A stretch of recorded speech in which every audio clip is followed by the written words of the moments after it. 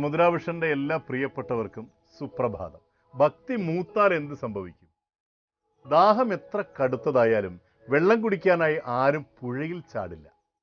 ആവശ്യത്തിന് വെള്ളം കുടിച്ചാൽ ദാഹം നീങ്ങിക്കൊള്ളും. അതുപോലെ ഭക്തിയും ഒരു ദാഹമായി കരുതണം. ഈശ്വരനെ അറിയാനും സ്മരിക്കാനും അനുഭവിക്കുവാനുമുള്ള ഒരു ദാഹം. അതല്ലാതെ ഭക്തിയുടെ പേരിൽ അപരിഷ്കൃതങ്ങളായ ആചാരങ്ങളെ പ്രദർശിപ്പിക്കുന്നത് വിവേകമില്ലായ്മയുടെ ലക്ഷണങ്ങളാണ്. ഒരു ശില്പി ഒരു ശിലാഖണ്ഡത്തിൽ നിന്നും ഒരു ഗണപതി വിഗ്രഹം കൊത്തിയെടുക്കുന്നു. വിഗ്രഹത്തെ ശില്പി എവിടെ നിന്നും കൊണ്ടുവന്നതോ ആവാഹിച്ച് കുടിയിരുത്തിയതോ അല്ല.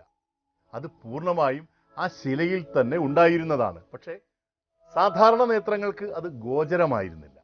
എന്നാൽ ശില്പി തൻ്റെ ഉൾക്കണ്ണുകൾ കൊണ്ട് ആ ശിലയിൽ ആ ശില്പത്തെ കാണുന്നു. ശിലയിൽ നിന്ന് ശില്പമല്ലാത്ത ഉള്ളതിനെയെല്ലാം നീക്കം ചെയ്യുന്നു. അപ്പോൾ ശില്പം മാത്രം തെളിഞ്ഞു വരുന്നു. അതുപോലെ ഈശ്വരനെ കണ്ടെത്തുവാനുള്ളതാണ് ഭക്തി.